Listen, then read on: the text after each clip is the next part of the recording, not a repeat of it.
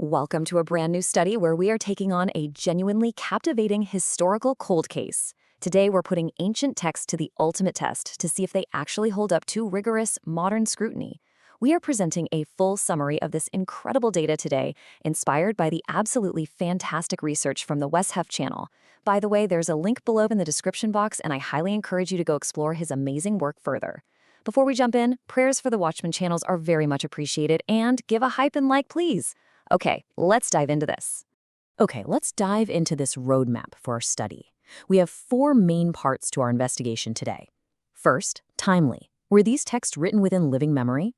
Second, reliable. We'll look at names and coincidences. Third, unparalleled.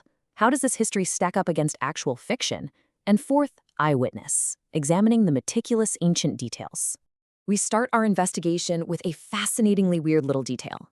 In the Gospel of Luke, a woman named Joanna is casually identified as the wife of Chusa, who Luke says is the household manager of Herod Antipas. Now here's the catch. Chusa is a very rare Nabatean name. Why on earth would someone with a Nabatean name hold such a prominent, trusted position in the household of a Galilean ruler? Well, without obviously intending to, the ancient historian Josephus actually solves this riddle for us. He records that Herod Antipas was actually married to a Nabatean princess for many years to secure a political alliance.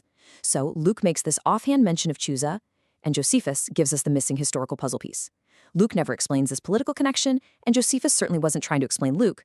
This perfectly points to genuine, authentic insider knowledge. Which brings us to the central investigation of this entire study. Do the Gospels contain true historical reportage? Are these texts just late legends that were embellished over centuries, or do they contain verifiable history drawing on real sources? To answer this, scholars don't just guess. They put these accounts up against hard data, ancient inscriptions, historical name databases, and actual works of fiction to see which ones hold up. Section 1. Timely. Within living memory. And this brilliantly illustrates our first point. In the Greco-Roman world, historians actually demanded a rigorous devotion to truth.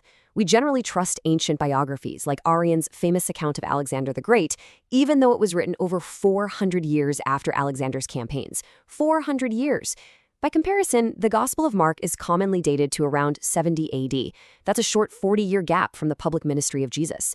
This places Mark squarely within living memory, a time when challenging false claims was still entirely possible. Scholar George Van Kooten points out another incredible detail regarding this timeline, specifically in the Gospel of John. John casually mentions the Bethesda pool in Jerusalem as currently standing with its 5 colonnades. Yet, history tells us that Jerusalem and this distinctive landmark were completely destroyed in 70 AD.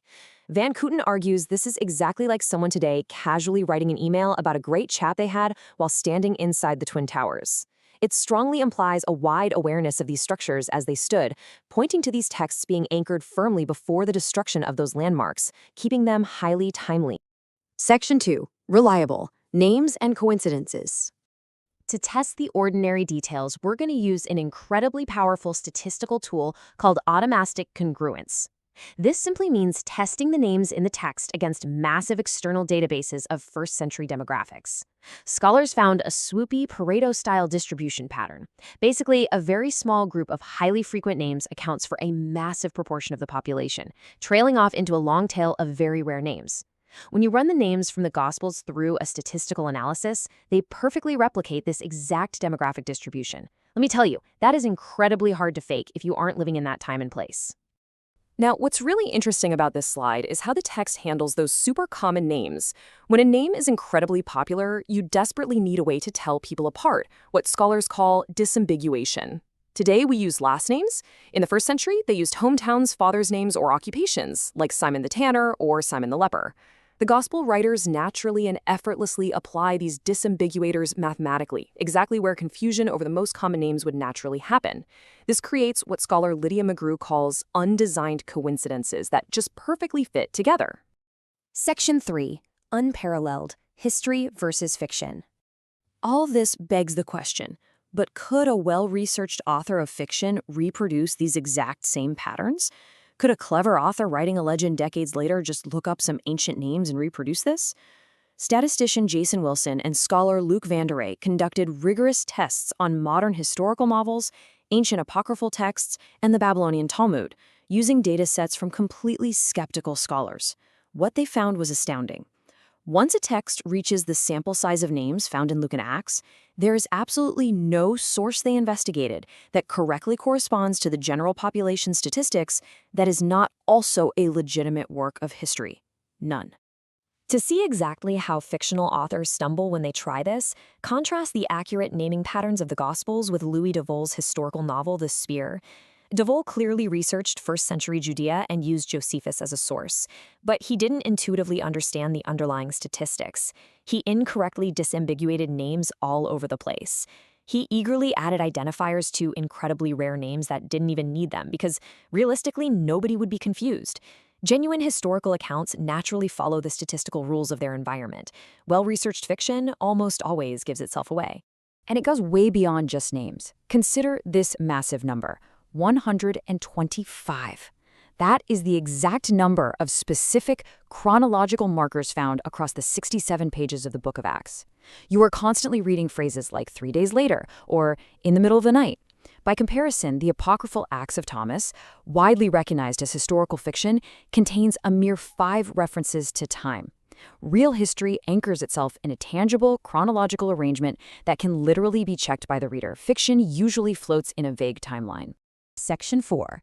Eyewitness. Meticulous ancient details. So, what happens when the author actually steps directly into the story? In the Book of Acts, during Paul's travels, the narrative suddenly shifts into these famous we passages. It moves from what they did to what we did. Scholar Craig Evans perfectly captures this with the concept of mundane verisimilitude. It's those everyday ordinary details, exact travel distances, specific topography, and highly accurate local environments that ring so incredibly true to their specific ancient setting. As Evans notes, this is exactly what you do not find in late, fictitious writings authored by people who were pretending to be there. So the crucial point is perfectly captured in Acts chapter 27, detailing a disastrous Mediterranean shipwreck.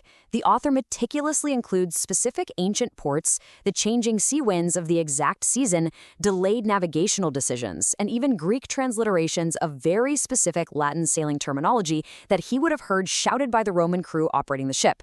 The meticulous maritime realities recorded here make it almost unavoidable that the author was physically standing right there on the deck of that vessel.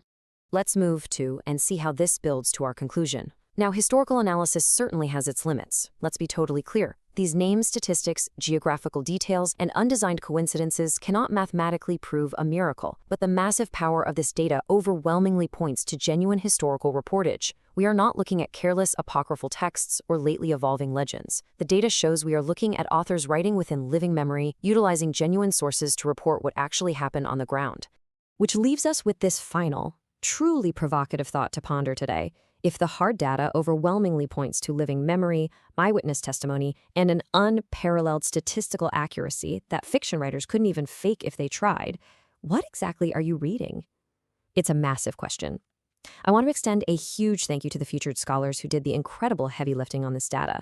Now it is up to you to explore these remarkably robust texts for yourselves. Thank you so much for joining this study.